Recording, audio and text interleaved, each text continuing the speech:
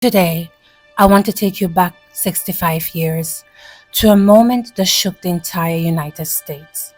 Imagine a 6-year-old girl walking through a screaming mob just to enter a school.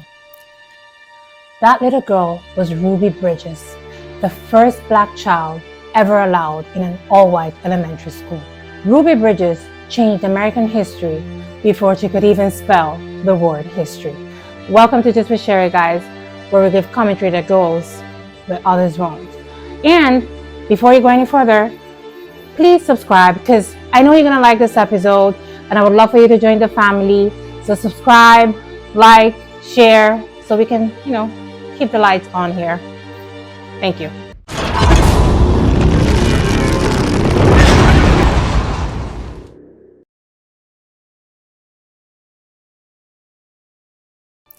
It's November 14th, 1960, in New Orleans.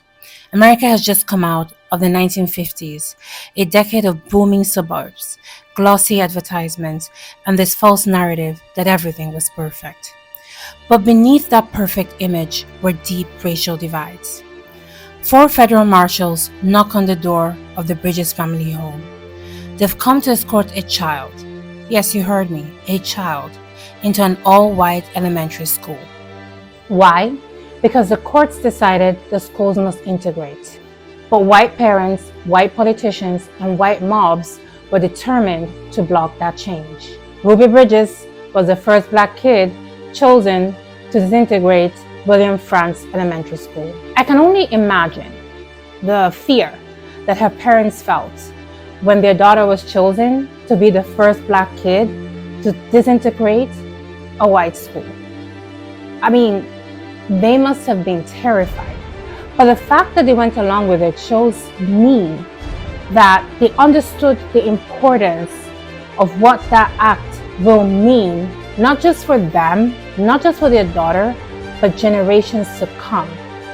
And they were willing to be a part of that history.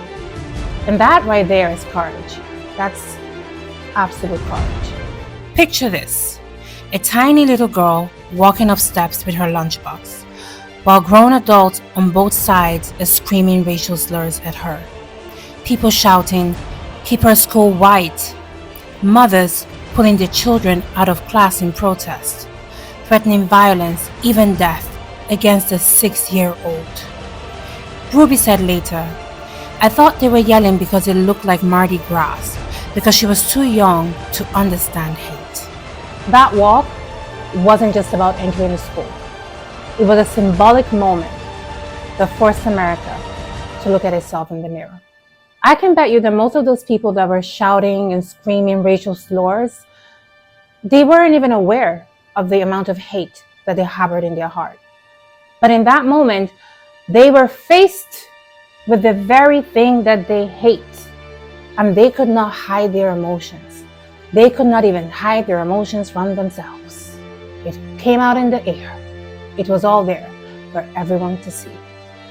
Now, you might think the hardest part was the crowd outside, but inside, it wasn't much better. Every teacher refused to teach her, except one, Barbara Henry, a young white teacher from Boston. She taught Ruby alone for the entire year. No classmates, no recess with friends, no cafeteria lunch. Imagine being a little girl sitting in a classroom meant for 30 people, but it's just you and one teacher every single day. But Ruby didn't cry. She didn't give up. She showed up every day, holding her head high, because her mother told her, "You're doing this so that other children will not have to." I truly believe, as a believer myself, that even in the toughest of times that we sometimes experience, God always finds a way to show up for us. And sometimes it's through people. In this case, I think this teacher from Boston that agreed to teach her, the only teacher that agreed to teach Ruby, was that person. And the courage that this teacher and Ruby, quite frankly, showed is the reason why today someone like me, my future children, other people that look like me, are able to go to school without having to worry about segregation. Ruby Bridges' bravery became a national story. Norman Rockwell painted it, civil rights leaders referenced it, and slowly, schools across the South began to integrate. Her walk didn't end racism, but it cracked the wall. It forced conversations. It challenged segregationists. It exposed the brutality of Jim Crow to the entire world. And it showed that sometimes the strongest warriors come in the smallest sizes. Ruby didn't give up. Even when it was tough, she did not give up. And that has made all the difference.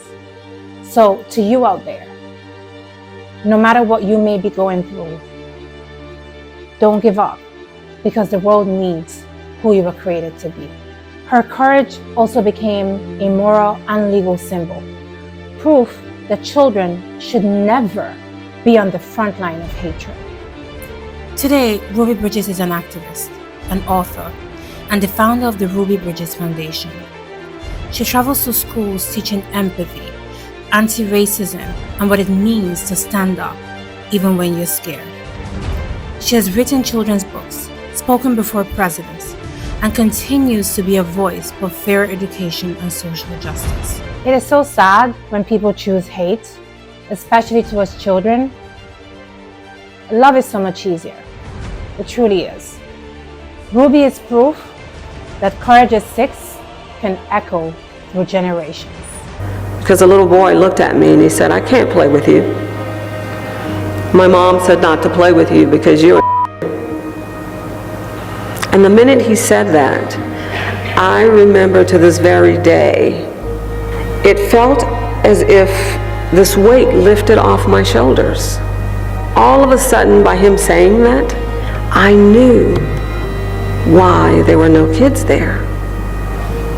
And the truth is, even though he hurt my feelings, I was never angry with him.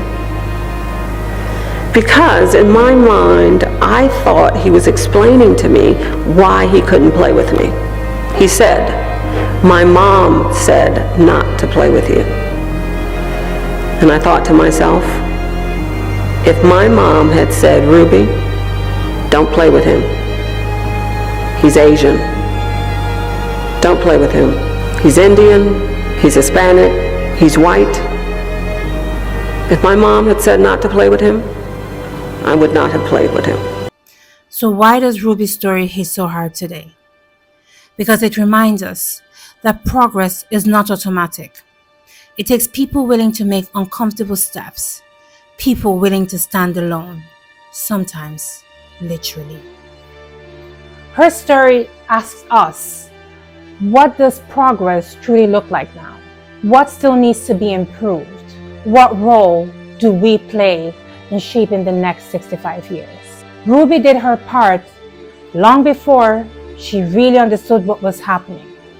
Now the rest is up to us. If this story touched you like it did me, please drop your thoughts and comments in the comment section. How much progress have we made, and how much work do we still have to do? I want to hear what you think about it. And as usual, thank you so much for tuning in today. Thank you, I appreciate it, and I wish you nothing but the best. God bless. Bye, guys.